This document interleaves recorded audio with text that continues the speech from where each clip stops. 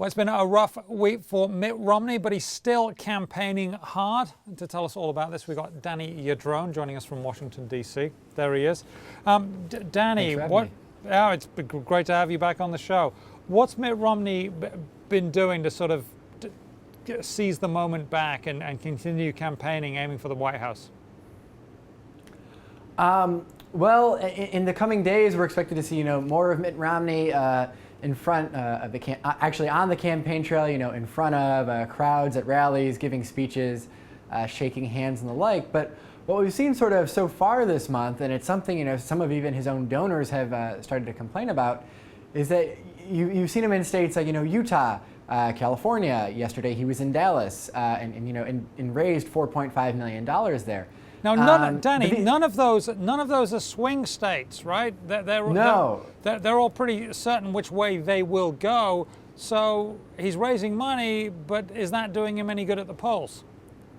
Well, that's the question, and obviously you need money to put your message on the air. But we're getting to a point where we have less than 7 weeks left until Election Day, and Mitt Romney is sitting on a pretty good chunk of change from all the fundraising he's done over the summer. So some of his donors are saying, you've done your work sort of coming to talk to us, go talk to voters now, and we'll continue to donate and raise money for you as needed. For instance, Mitt Romney's campaign is going to do another donor retreat in New York next month. And some of his donors are actually saying, you know what, come here for the debate, but don't come and talk to us. Go back out to Ohio, to Wisconsin, to Florida, somewhere, just not New York City. Yeah, because New York, it would seem, is going to go Democratic unless something very, very odd happens indeed. So he's got plenty of money. Why do you think he's staying away from the swing states? Is he afraid of them? Is he afraid he'll put his foot in his mouth? Is he being advised of that? I mean, I'm throwing these things out there because I'm slightly puzzled.